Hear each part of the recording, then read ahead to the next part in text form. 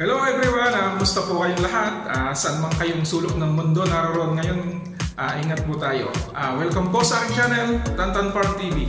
Guys, samahan niyo po ako at ngayon, for today's video is magre-repair tayo ng electric kettle. Ngayon, meron ako nakita ditong electric kettle ay susubukan nating ayusin kung mapapagana pa natin. Tara guys, samahan niyo ako at mag-intro muna tayo.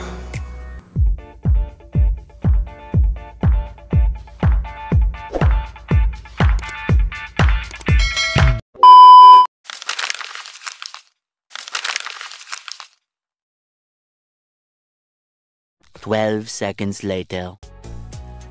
Ito guys, at andito tayo ngayon sa tambakan namin dito sa ilalim ng hagdanan.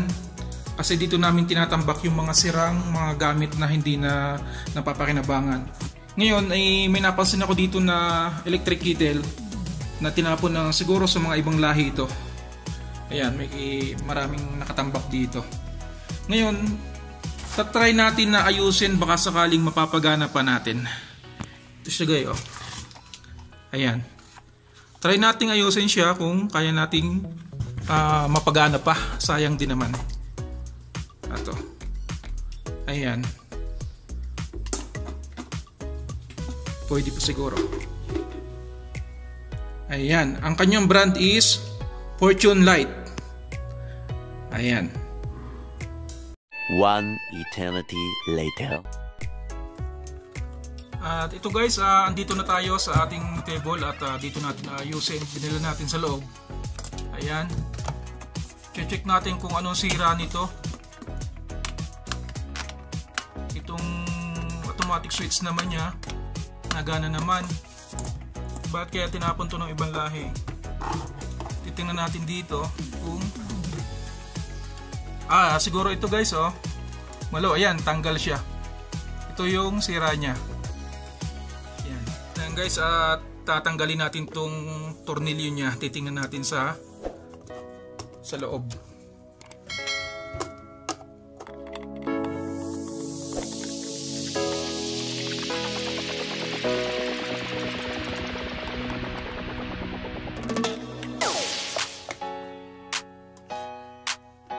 Ayan. Bale, ang mangyayari dito guys is ibabypass na natin to. Ayan. Tatanggalin natin itong isa dito na connection, saka dito tanggalin natin yan. Ito, tatanggalin natin to. Ito guys, oh.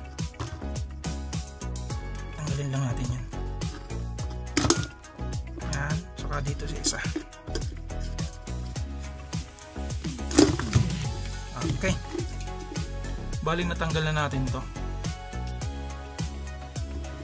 Ngayon,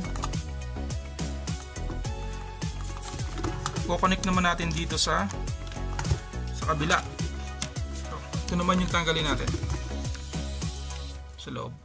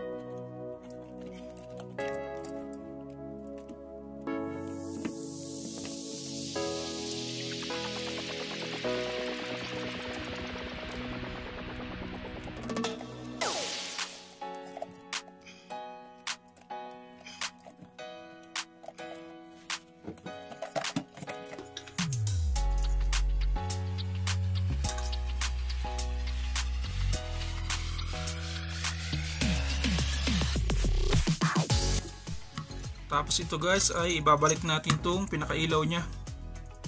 Ilaw dito. Babalik lang natin siya.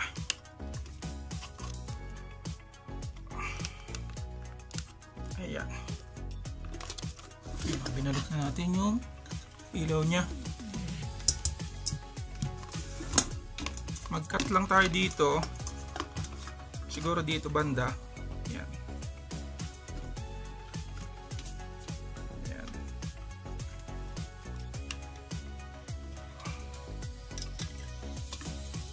Mag-cut lang tayo dito.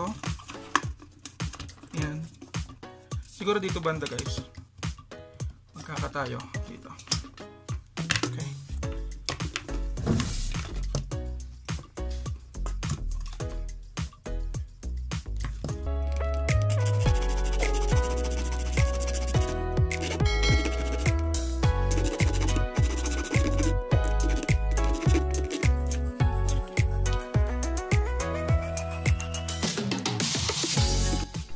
Ayan guys, tapos ito ay babalik na natin dito.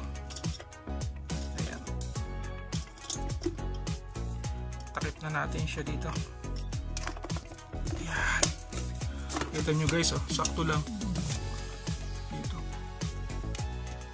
Sakto lang siya. Pero lalagyan natin siya guys ng stopper dito para hindi siya lumabas. Lagyan natin dito ng stopper.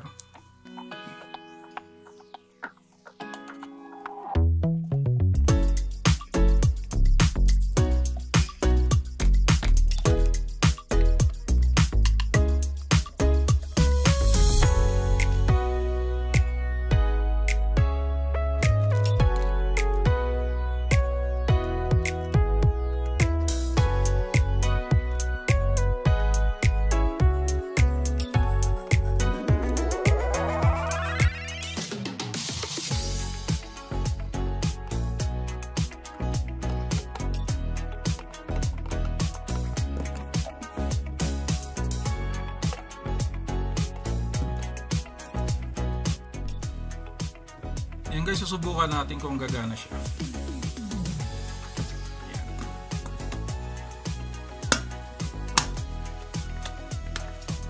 Subukan natin guys.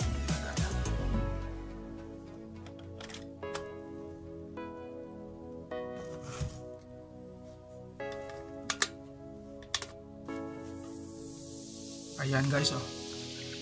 Kita nyo guys, oh, gumana siya. Ngayon susubukan natin na lagyan ng tubig. Susubukan natin lagyan tubig kung mag-automatic siya guys. Wow naman! Wow! Wow!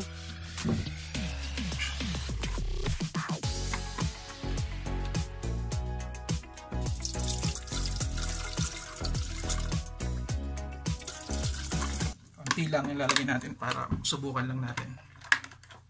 A few inches later.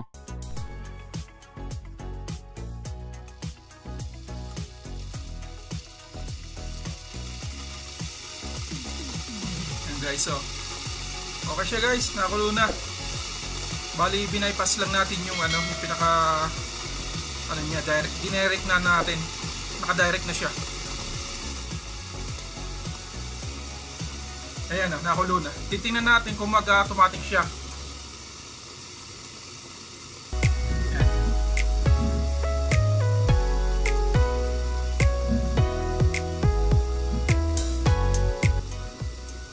Nakulo na siya.